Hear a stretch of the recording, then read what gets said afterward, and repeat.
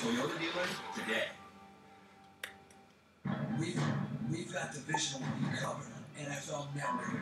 Starting game day with NFL Game Day Morning. He's the guy that's done it week in and week out. That's where I put my trust in. Total Access brings you live updates from every team, every day. Hey, we got something special here. We're just making plays all over the place. And the best postseason games are enhanced with NFL Replay. No one covers divisional league like NFL Network. We've got you covered. Welcome back to the AT&T postgame show. Well, next weekend, our coverage of the playoffs continues with the NFC divisional round beginning on Saturday as Drew Brees and the high-powered Saints head to San Francisco to take on the 49ers and the stifling defense. Then next Sunday, Eli and the Giants will take on Aaron Rodgers and the number one seed Packers. That game comes to you from Lambeau Field, and our coverage of the divisional round of the playoffs begins next Saturday, 3:30 Eastern, right here, only on Fox.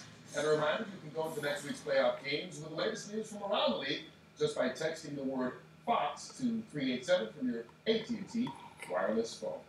And right now, let's get back over to the Meadowlands where the Giants, following a 24-2 victory, look very good on defense. Our Pam Oliver caught up with one of the defensive stars, Justin Tuck, to talk about it afterwards. Wow, there was some defensive effort from you guys today. Tell me what's improved so much with your unit. Yeah, I just feel like we're playing together.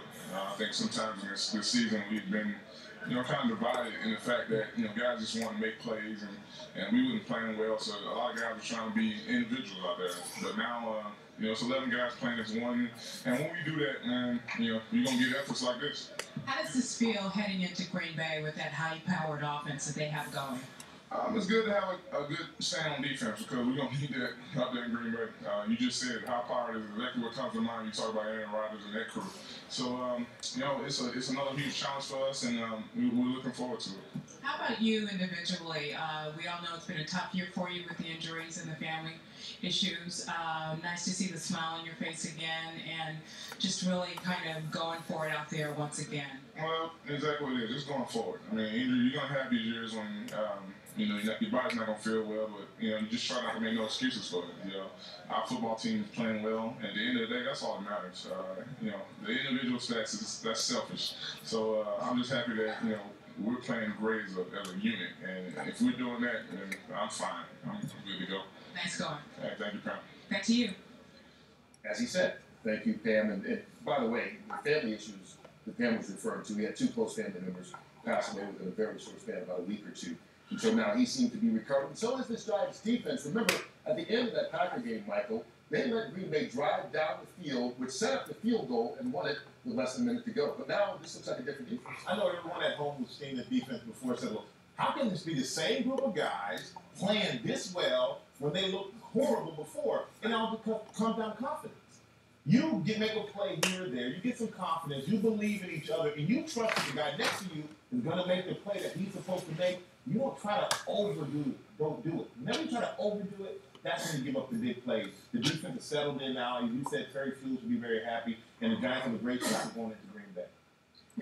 Yeah, the other thing, too, lots going to be made out of Atlanta not being able to throw the ball down the field. I think there's still some questions about this Giants secondary. But their defensive front, they're so dominating. They have such a great pass rush. You can't hold the ball long enough to get it down the field. And so that's what the big factor was today is Matt Ryan, he had to get rid of the ball. And, to me, we talk about Terry Field at times, and you know this as well as anyone, there was confusion. If people weren't on the same page. Justin Tuck talked about people playing individually. They seem to have come together at just the right time. And you talk about the 2007 season, and obviously traveling to Green Bay, you can draw some parallel. But this defensive front is capable in a year that's dominated by offenses, 3 5,000-yard passers, people putting up points like a pinball machine. Defenses win championships. You say that's antiquated, but still, they're very capable. This defense is capable of doing that. And today, I thought Canty and Jones up the tackles against a team that likes to run up the middle. The defensive tackles for the Giants, those two guys, fourth down with Thompson. Yeah, those guys played also.